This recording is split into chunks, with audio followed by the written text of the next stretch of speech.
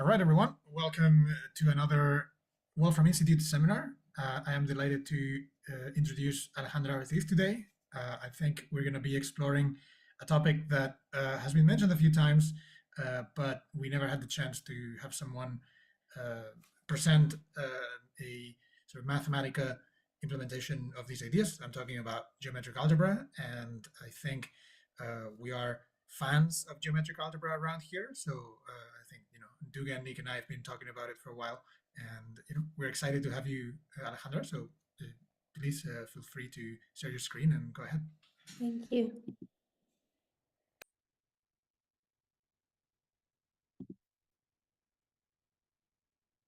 You can see it now, right? I think.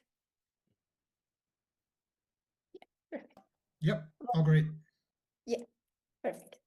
Well, hi, I am Alejandra, and this talk is a little bit of an introduction, but it's mostly a commercial for the conformal geometric algebra package that we developed for Mathematica. This project originally started in 2017. It was an idea of Jose Luis, and then it underwent through some revisions in 2021 and 2022, and this is when I started working the Padlet. Well, also as a commercial, you can also explore other implementations in Jose Luis GitHub repository. It includes, for example, calculus for the Clifford algebra that are definitely worth checking out. And I also have to mention that some of the examples that I will present today were also possible because of the contribution from Carly Labour. But yeah, now let's get started. Well, as an introduction, the conformal geometric algebra is an algebra that where objects such as lines, planes, circles, spheres in 3D are represented in a simple way by just algebraic identities. It is an extension of the 4D projective geometric algebra that was proposed by Hessenes, and it is a powerful framework for computational Euclidean geometry, as it offers advantages such as a unified approach for geometric concepts, simplified calculations. It also increased computational efficiency. It has better visualizations. Some interpretations are also easier in this algebra, and the potential to develop some new algorithms across multiple fields. Well, the conformal geometric algebra integrates spherical and hyperbolic geometries, making it a versatile tool for managing multidimensional geometric data and transformations like rotation, translations, and scaling. It is also really easy to adapt to higher dimension space, and this is what makes it really effective for application in fields like physics, computer graphics, etc. But yeah, these versatilities and potential are kind of what inspire us to create this Padlet, to bring the power of the conformal geometric algebra into Mathematica. I have to mention that in this presentation, I won't stop at any definitions. I just added some of them to test the Padlet, show you how to use it. And if you want something super formal, if you want to dig a little bit more into it, I can refer you to the article. This Padlet also has an article, and there's some nice books about it. And there is the thesis that it's all of them are freely available. So the CG algebra package is a rules-based programming Padlet that it was developed especially for the calculations of conformal geometric algebra in the Wolfram language. To show them how to use it, the functionality, etc., we will do some examples of applications. So in this Padlet, the conformal geometric calculations are performed internally in the Minkowski space. This means that the inputs are given in the conformal basis, then they are transformed to the Minkowski space basis. Then the computations happen in this space, and the results then they are converted back to the conformal basis using the inverse transformations. But yeah, that's not really what we're gonna focus. We're mostly gonna focus on what's the package, what functions does it offer, and what can we do with it. Well, the Padlet offers some functions for the calculations in conformal geometric algebra, but it also offers some graphics-related functions to use it. So yeah. So to begin, we need the Padlet, no? But in the future, it will be available in the Wolfram Padlet repository, hopefully really soon. But for now, you can just download it from here. And we can call it by specifying the directory where it's located. So the conformal geometric algebra, as I mentioned before, as I'm gonna mention like multiple times, it operates in a 5-dimensional space. It's defined by the base elements, that are these ones. And then it's built on 3 key operators. The outer product that extends the cross product to more dimensions. The inner product that kind of works as we normally know. And the geometric product that unifies and brings together both of these products, the inner and the outer. The relationships that are governing the inner product, the geometric product, and the outer product are really crucial because these are the operations that form the foundation for representing and manipulating geometric objects. So yeah, now let's start to use the Padlet. To use the Padlet, we need to specify the base of the conformal bases that are these elements. As this, we specify them with the square bracket and then the number inside it. For example, in this algebra, aside from the basis elements, we also, well, okay, so these elements are the orthonormal bases. They correspond to the standard Euclidean basis in R3. And, well, sorry, these ones. And these ones, E0 and E infinity, are the null vectors. The E0 represents kind of like the origin, and the E infinity kind of represents the point at infinity. So regardless of the direction that we take, when we tend to infinity, we will always arrive to this point.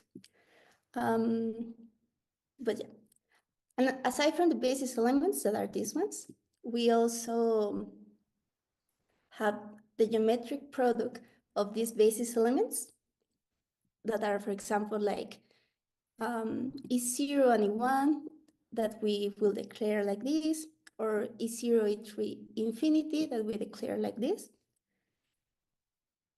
And here, well, the scalars are gonna be, that are the 0 graders, are gonna be represented just as magnitudes, as they are declared just like numbers. The vectors that are the 1 graders are just the individual basis elements. Then the B vectors are gonna be the formed by the geometric product of 2 basis elements. Then we have the 3 vectors that are the result of the product of 3 basis elements, and so on. And well, then by combining this geometric product of the basis elements through linear combinations like this, we will have multivectors. The multivectors are the most general elements in this algebra. And well, so the multivectors include scalars, vectors, B vectors, 3 vectors, etc., etc. And they even include the full space like this. So it is like joining representation of lines with scalars, with planes, etc. This is the cool part of the geometric algebra, that we can just work with them, all of them together. So, for example, for this multivector, we will be writing it like this: E0, E2, E1, sorry, E3, etc. For these multivectors, we will write it as this. So, as I mentioned, this algebra is built on 3 key operations: the outer product, the inner product, and the geometric product. And to understand how to use the Padlet, we will start with the geometric product. As we mentioned before, it follows this relationship. And we can test this relationship with the Packlet. For example, taking E as 2, J as 1, and we can see that it holds. It also applies for this one, where we take the E as 2, and it holds. And we take also E as 2, it holds. And for example, when we have the square, we can declare it like this, just put it like 2 times. And we can see that it holds also for this property. And again, when we have the square, we can just declare it by repeating the number inside the square brackets. This will be like the same as having this.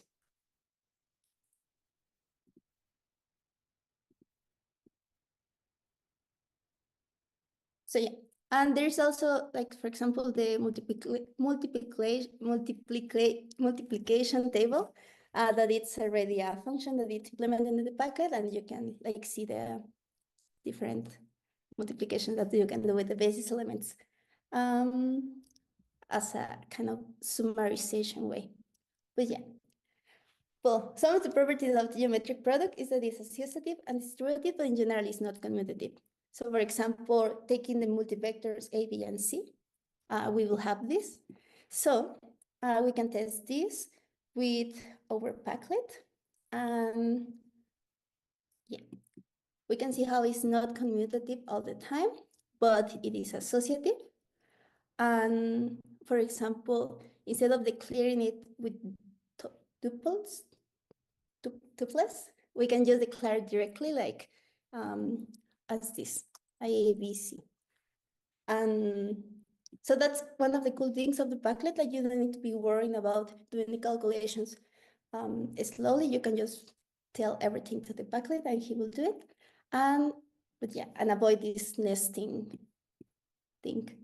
But we can also see that it's distributive, and well, one important thing is that every time that we see 2 elements together, this will signal us to do the geometric product. And well, now I mentioned that the geometric product is a combination of the inner product and the outer product. What I mean with this is that the definition is literally just given as the combination of these 2 operations, as we can see here.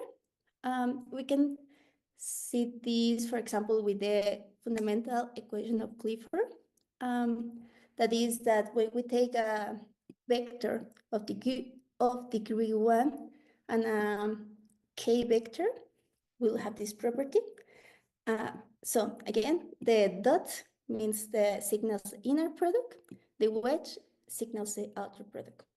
And so we can test these properties with the Packlet, taking, for example, if we see them together, it's a geometric product, the dot is the inner product, and the wedge is the outer product. And we can test it for all the properties. So then, one of the things that this algebra have is that it includes an element that is the highest grade k-plate that we can be defined. That can be defined in this algebra. This is called the pseudo-scalar, and it is just a combination of all the elements together. And we can test the definition or using the function of the outer product. So here we have a predefined pseudo-scalar that it's included in the Packlet, but we can also test that the definition is correct by just calculating the outer product. Well, then the final ingredient is the inner product. And to see how we can like use it, we can just remember that we mentioned these relationships. And well, in this relationship, we can, it's important to know that, to notice how E0 and infinity are orthogonal to all the basis elements, including themselves, but not between them in here. So what this property encodes is that this property cannot is the one that it's encoding all the metric properties of the conformal space. It's the one that allows us to represent points and direction at infinity with at a uniform framework.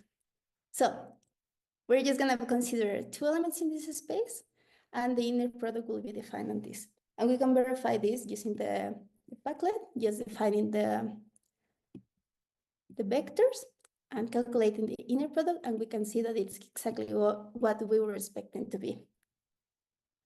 Now let's do something a little bit more difficult, that it's calculating the inverse of a multivector. The inverse of a multivector is defined as this. This power to the -1 signals the multivector inverse. But what does the other side means? This little overscript means the reverse of the multivector, the reversion of the multivector. And what about the division? No? We know that if two elements are together, it is the geometric product of the multivector multiplied for the reversion of the multivector because it has the overscript. And to send this up, what we can do is calculate the multivector inverse. So now let's get to some of the cool part of the conformal geometric algebra, and it's how to represent objects. Well, in the conformal algebra, the objects like lines, planes, circles, spheres, points, etc., that are normally represented in our tree are a little bit more easily represented here with algebraic identities, as we will see. But yeah, to start the representation of points, it's really linked to the coordinate vector in the three-dimensional space. In this system, a point is expressed directly in terms of the coordinate vector, just as it will be in the Euclidean space.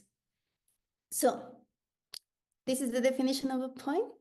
These are the coordinates like x, y, z that we normally know, but we have these extra terms, no? The infinity, the a0, the infinity, etc. So we declare any point like this. We define, and if we, for example, take that we want to represent the point 1, 1, 1, it is simply represented in this algebra, and we don't lose anything that we have in the normal Euclidean representation.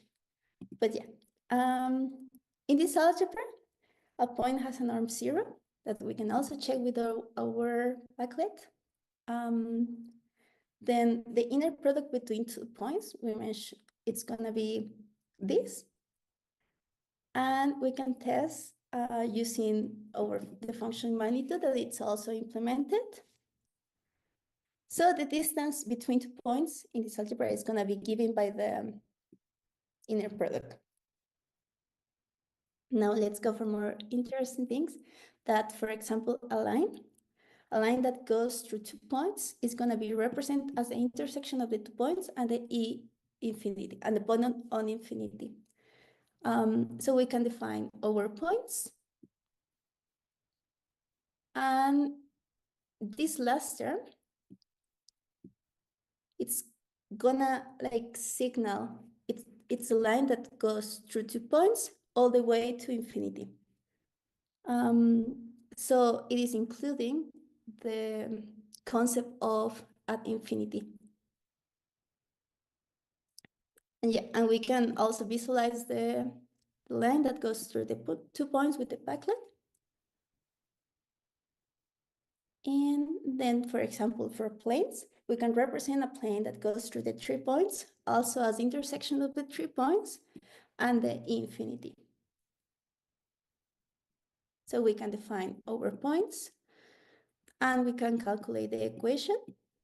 It will give us this. And if, for example, we take these points as an example, we can even visualize it with the 3 points. But in this algebra, we're gonna have always a direct and a dual representation for all the elements. The dual representation of a plane is gonna be given as this. We saw how is the direct representation right before, but now we're gonna see at the dual representation, it is given like this, where the n represents the vector normal to the plane, and h is the distance from the plane to the origin. Well, and the equation is gonna be given as this. what I mean with the dual is that when we are in Rn, a K vector specifies a subspace of dimension k, but the same subspace can also be specified by the orthogonal complement, that it's a n minus K vector, and this is known as the dual of the K vector. But yeah, don't worry about this. It's just the dual is defined as this, where E is ourselves the scalar that we define as the whole space. So, well, all of this is cool because by having access to both representations, we can analyze and manipulate the objects from different perspectives and perform various algorithm operations of each, depending on which one is easier to work with. What this provides is just flexibility to approach the geometric problems more efficiently at certain operations, because some of them will be more convenient or intuitive than the other one. But yeah, for example, so if we take our direct representation of the plane, we can just calculate the dual, and we can check that it is indeed holding this property. So if we define, for example, these 3 points, we will have that over n is this one. It's gonna be given by this vector, and over h, that is the distance from the center, it's gonna be this. So we can observe our plane like this. The 3 points were given in direct representation, but for the dual representations, we only need the vector and the h. But yeah. Well, now a line can also be represented by the intersection of 2 planes. This is the dual form. So if we remember, the P signals the dual representation of a plane. So if we have 2 dual representation of a plane and we intersect them, we can obtain the dual representation of a line. For example, if we define, we're just going to define some points to have the different planes.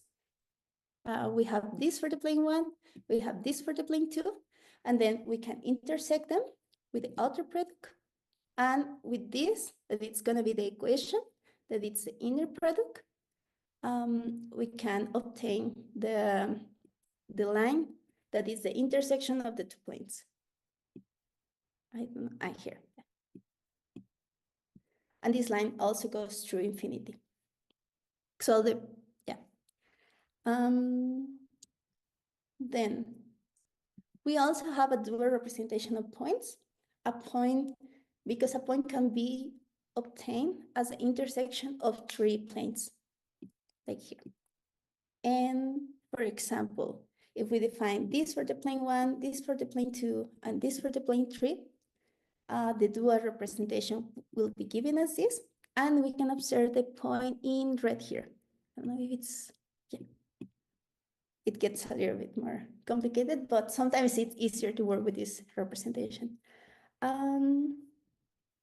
Yeah.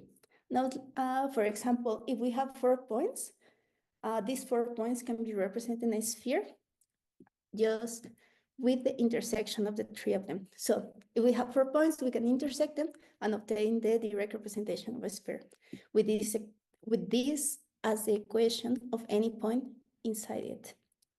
So we define our points, we define our equation, and we take some points as an example. We can visualize the sphere given the 4 points.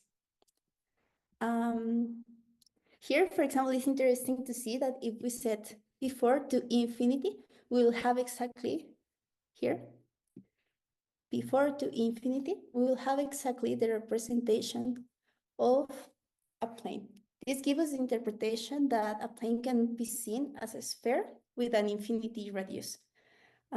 This infinity radius kind of implies that the curvature of the spheres becomes 0, and it is resulting in a flat geometry, that it's just a plane.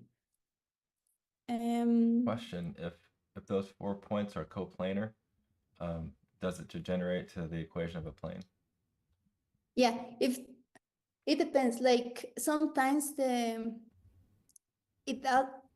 exactly. It depends on the points. Sometimes like the intersection doesn't generate anything. Sometimes the intersection like just generate the same space. Like instead of going for the circle, for the sphere, you obtain a circle, for example. So yeah, it can happen. But I've got a. yeah. Oh, sorry. First do your part, and then I'll ask my question. Okay, so a slightly naive question. Can any 4 points form a perimeter of a sphere? Like if you take any 4 points and then like, will there be a sphere that touches all of them on the surface? Or is there something special about like how this works here that it makes a sphere? Maybe Carlos also knows the answer to that. I'm trying to think, it's I like, think it also depends if it depends of the points, but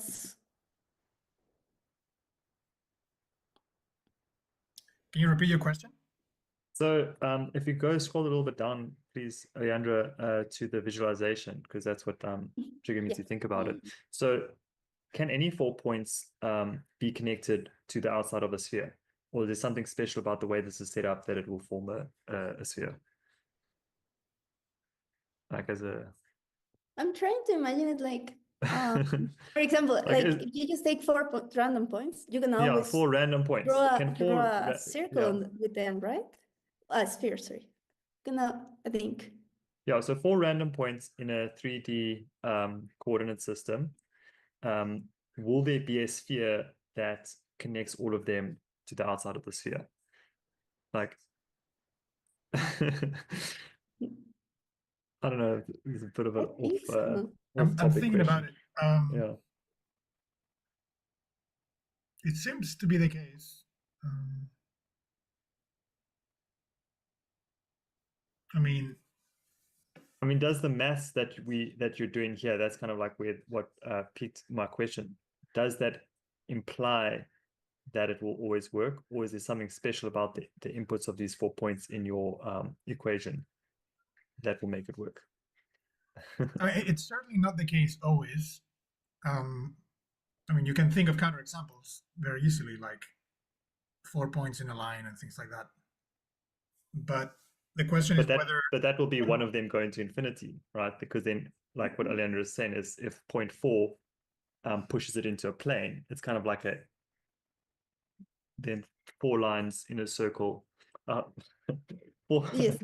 points in a line can still be thought of as a plane on a sphere that is with no curvature, like, which is not technically correct, but according to the mathematics here, it works out. Say 4 points on a line or 4 points on a plane. But I mean, same thing, issue, yeah. Same thing. It's a 2D plane, yeah. I mean, so I think that you can find configurations where this is not possible, but I guess the interesting question, I mean, this is completely tangent, so maybe we should not detour too much, but it's whether 4 generic points can always be inscribed in a sphere. But my 3D geometry is very rusty because I never worked in 3D. So I see. Okay. Okay, interesting open question there. We'll leave I it will for think the about comment it, section. Yeah. Cool. But yeah, as also the spheres have a dual representation. The dual representation is given as this, where C is like the center of the sphere, and R is gonna be the radius of our sphere. And again, the infinity is just this point at infinity in the conformal geometric algebra. So yeah, the definition of the sphere is given, it's gonna be given by a point, P1, a radius, and the infinity. So this is gonna be the representation of the sphere. And the equation of the sphere, that is this one, it's gonna be just the inner product of any point with over a sphere. And we can define an example point, see the visualization. And we also have direct representation of circles that are just the intersection of 3 points. So if we set these points, the equation will be this, and we can observe the visualization of the circle that goes through the 3 points. So now again, Can here you is show the equation for that? Yeah. Because that's different than it doesn't. Okay, it's just. Huh. Yeah, it is the outer product of the point P and S, that it's the 3 points. So the circle is the 3 points, and the plane is the 3 Yeah, points sorry. with infinity. Yeah. Ah. The circle is the 3 points intersected, and the equation of any point that it's in that circle, it's gonna be this one. But yeah, again, if we set this as infinity, we're gonna have the representation of a line. That is exactly what we were like kind of saying. That it's the same, no? We're just making another infinity. So yeah, now we also have a direct representation of a pair of points. It is gonna be just the intersection of 2 points, and it is just 2 points given the space. So if we have the 2 points, we obtain the outer product, and we can use the following formula to extract the pair points from our pair points and translate it to the standard notation. Now, a circle can be defined as the intersection of 2 circles, and this is going to be the dual representation of the circle with this as the equation. I think you said 2 circles. I think you meant to say 2 spheres. Yeah, sorry, 2 spheres. So we can define the circle passing through 3 spheres. That is the intersection. For example, we take these centers, this radii, we can observe it, visualize it. So a circle is just the intersection of 2 spheres, also in the dual representation.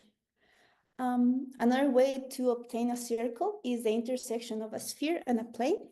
I think all of these things is easier to see as a, but yeah, something happened here and it moves a little bit. Well, yeah, a circle can also be obtained as the intersection of a plane and a sphere. Now we have dual representation of a pair of points. A pair of points can be represented as the intersection of 3 spheres in the dual representation. So we define over 3 spheres as this, with the centers given with the points and the radius. We calculate the outer product of these spheres, that it's going to be the intersection, and we can extract the points with the formula that we saw earlier, that is this one. And we can observe this. So the intersection of the 3 spheres is going to be a pair of points. So that's a 0 sphere. Exactly, yes. Yes. Then, yeah, a pair of points can also be represented as the intersection of a circle and a sphere. Yeah, but this is just because like the intersection of 2 spheres is a circle, so it's the same as the intersection of. And we can also obtain it with the intersection of a circle and a plane. And as this is easier to see. Well, I don't know. Yeah. Is there something weird about the fact that there's always 2 points? Like is there like some kind of ambiguity about that comes up when doing this sort of mathematics? I guess that's why I mentioned the S0, a 0-dimensional sphere. It's like a 1-dimensional sphere is a circle, which is you go to a plane, you have a center, and you make a radius. So you collect all the points that are equidistant from that radius. If you go on to a 1-dimensional line, take the center, go out a radius, you have two antipodal points that form the sphere in that dimension. So zero-dimensional sphere is always a pair of antipodal points. Like, I think, like I don't know how to explain it. Like a sphere, it's it has the same distance from any point, no? From the center. But a circle has the same distance to any point in the two planes.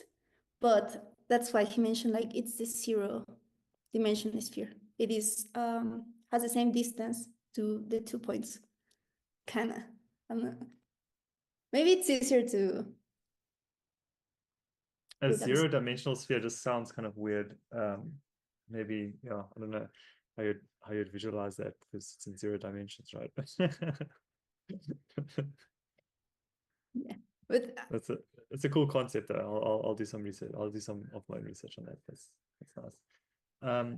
Quick question: are you going to show us how to get a sphere at like a 4-dimensional intersection, or is that beyond the scope of? we can try it, but I have no, to be honest. Okay. Well, I guess that would be a mean ball. you have like E0 and then E1, E1 and E2, E3 and E4, and then E infinity. And then you start doing the same type of things, taking wedge products of points in that space. Maybe there'll be a nice follow-up topic to like take this notebook. I hope you share it with us afterwards, and then somebody can see if they can get it into 4 dimensions. That'll be pretty cool.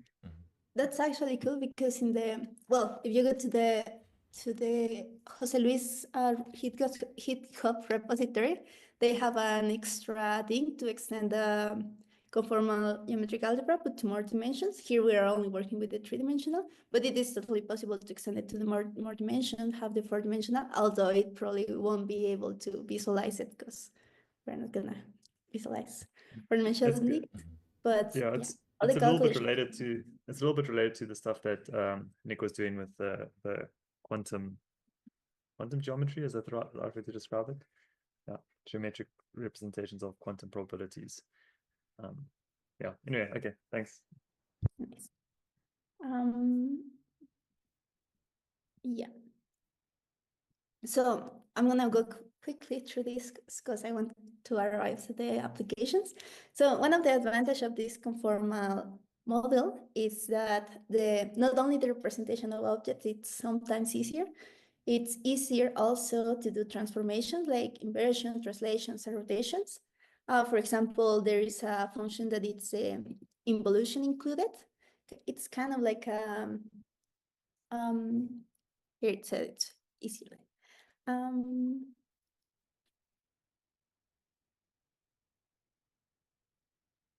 It's kind of just a reflection.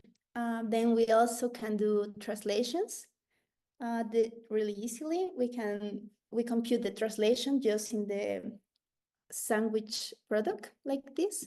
So we are translating a point, giving just a vector. For example, we can translate any points just doing the geometric product in the sandwich form and obtain the translation. We can also do rotations. They are implemented already as a function. We can even specify the angle that we want to rotate any object. And yeah, now let's do maybe it's a little bit more illustrative. It's more intuitive, I think. But yeah, the distance geometric problem, it's a problem that involves determining the spatial position of points that satisfy a specific pairwise distance constraints. And so it consists only in determining the spatial position of a set of points given the distance between them. The distance problem also arises when it's necessary to infer the shape of the configuration of points, their relative positions from the distance between them. So we will see how to use the conformal geometric algebra to solve this problem.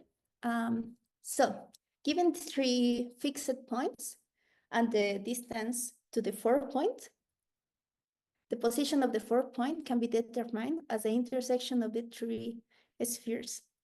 If we take each sphere centered at the fixed points, with the radii corresponding from the distance to the point to the 4 point, the intersection will be the position of x4. Here's what, like having the two points, it's gonna give us 2 options for the position of the x4 now. But if imagine like, oh, I don't know how to, like if we have a plane and we have 3 points in here, like we have an option that the point is here or it's here, no? Because we are in 3 dimensions. So that this is why it's good to have the 2 options of the points.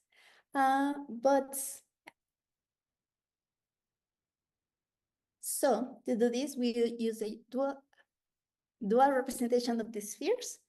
We say of spheres, we do the intersection, and we will have this solution as a pair of points. We can extract the pair of points with the formula and see it graphically. So the configuration, if we have something happened. Well, so this is gonna be like the possible configuration, no? That we have the 3 points and we have the 2 possible solutions. Oh, this is a 4. Yeah. But yeah, we can also do it for the hyperbolic navigation problem. The hyperbolic navigation is a class of radio navigation system in which the navigation receiving instrument. Well, this is used to determine the location based on the distance of the object. So it's determined by the difference in time, the phase of the received radio waves of the radio navigation transmitters, and a hyperbolic problem can be represented by the weighted graph and model as the sphere intersection. So if we consider the 3 receivers in Saltillo, Querétaro, and Mérida, those are cities in Mexico, and we have the distance that are from the transmitter to the plane. We can determine the position of the plane, also solving the intersection of the spheres centered at the receivers and with the radio given from the receiver to the plane.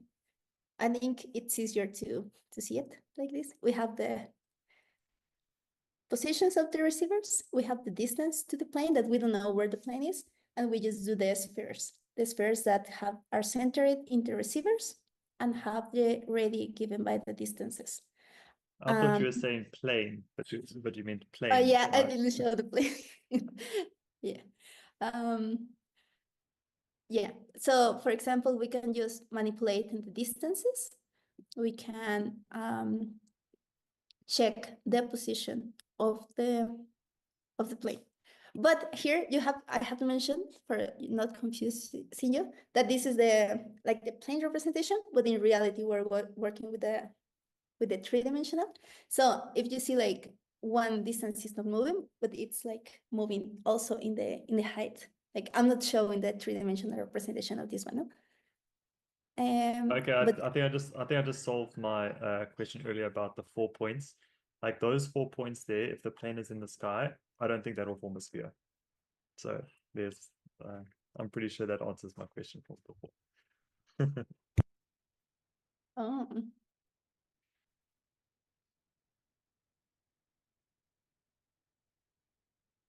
I think it does, but yeah, we can see that.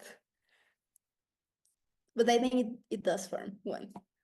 But we'll have to crunch the numbers at a later stage and figure it out. Yeah. Also for molecular problems in R3, some distance between the atoms are sometimes derived from the experimental techniques like NMR. So the experimental techniques estimate distance between the pair of atoms in a molecule, and the challenge becomes to determine the position of the atoms to deduce the molecular conformation. So to illustrate this process, this is just like an oversimplification of what it's done. We can take a molecule, extract some coordinates of the atom. We didn't extract all of them to keep the questions. So we calculate the distance from the missing points that are the points in red to the known points in black. And these distances are marked in blue, no? So to find the position of the red points, using the black points and the blue distance, we can select a subset of the information, as we have more data that we need for these examples. But this is not always the case, because in many real scenarios, most of the data will be missing. But here, like, it can be solved nicely because we have all the data. So to solve it, we represent each black point as the center of the sphere, with the radius given by the distance to the red points. And the intersection of these spheres is going to determine the possible position of the red points. So for the first point, the sphere intersection yields to one unique solution. So the pair of points, it's actually 1 point. I think this is going to be, yeah, but here it's just 1 point. So instead of having 2 possible solutions, we only have 1 solution. So we know this is the correct position. This also happens to the second point. It's the 2 points are the same point. But for the third point, the intersection does give 2 possible solutions, no? And we need to decide which one is the correct position. To identify the correct one, we can use some of the extra distances that we had. And we can just check which one is true. With this, we can identify that the first distance is the correct one. And this allows us to determine the position of the missing points, like this. And we can recreate the structure of the molecule, as we now have the missing distances that we find with the sphere intersection. Yeah, and now, I mentioned already that experimental techniques like NMR are capable of estimating the distance between polar points in a given molecule, but these measures also have like errors, no? They also have uncertainties, and these create the challenges that when we try to solve this discrete molecular distance geometric problem, the intersecting spheres no longer have a precise radius. Instead, they are defined by intervals. And for example, like this, instead of being an exact distance, they are just interval of distances. So what this is going to do is that it's going to create, instead of spheres, it's going to create spherical shields. And it's going to be given as the intersection arc instead of parapoints. So let's see this because it's easier with the visualization. So instead of having spheres for some of the distances, we can have shields, spherical shields, that we can define as the outer sphere and inner sphere. We can extract the points, and we will be given by this, no? Like, this is the spherical shield, this is the spheres, and we obtain, instead of parapoints, like these intervals of the possible solutions. So the conformal geometric algebra can actually work with also uncertainties. This is why it's cool for the molecular problems. But yeah, and just to finish the conformal geometric algebra, what it's doing is extending the principles of the geometric algebra to manipulate objects like point, lines, plane, and spheres. It is introducing these conformal coordinates. It's integrating Euclidean, spherical, and hyperbolic geometries. And at the end, it's a really versatile tool for handling multidimensional geometric data transformations. It is really nice to work with the rotation, translation, and scaling in this algebra because it's just specifying the vector. You don't have to work with matrices for transformation, for example. And yeah, the cool part is that it's a structure. It really adapts really naturally to higher dimensional space. This is why it's like recently very used for video games and computer graphics. But yeah, it is really a consistent framework because it also provides a universal language for physics engineer. So I don't know, like, As I mentioned, this is a commercial. Please, like, if you're interested, check the Padlet, use it, see it, and that will be really helpful. We are also always happy to receive comments and suggestions for the new implementation in this Padlet. But yeah, thank you for your attention. Wow, that was a lot. Yeah, that was a great. lot of Yeah, applications. Very cool stuff. So, Thank you. you know, it's always nice to see the applications at the end of something deep in mathematics or geometry. That makes it concrete. So I appreciate that part as well. Yeah, here I think, like, without the visualization, it wouldn't be able to, like, say what I wanted to say. But yeah. Very cool. Are there any questions or comments from the chat, Dugan? negative. Okay. Any comments from your side? Because I know you like this kind of stuff, right? Yeah, so I'm familiar with geometric algebra, where all the basis elements have positive signature, and then you have the zero signature, and they'll allow you to do certain like affine transformations, maybe.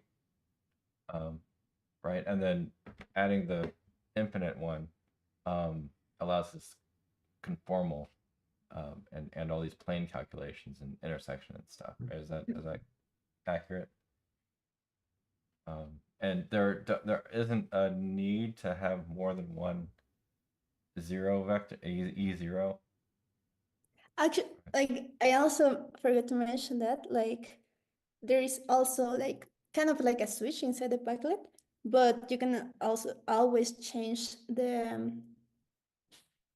signature of the Padlet and include, like, more, I don't know, like, vectors that if you take the inner product, they will give you a negative output instead of 0. So yeah, you can always change that. That's always freely to change in the Padlet, but Very cool. Exciting stuff. Yeah, thanks so much for that. We'll make this obviously the Padlet is available for people to use, but we'll make this notebook available as well in the description section, so anyone can find it there. And yeah, thanks so much for that. And yeah, I'd also like to just say Happy New Year in general to the Wolfram Institute community. Please join our Discord. We have a lot of very exciting things planned for this year and some interesting upcoming projects. So if anyone that's interested in this kind of thing, yeah, be part of the community. There's a lot of interesting things on the way. Great. Okay, thanks so much, Alejandra. And we'll see you soon. Thank you. Happy New Year. Bye Yes, for now. Happy New Year. Goodbye.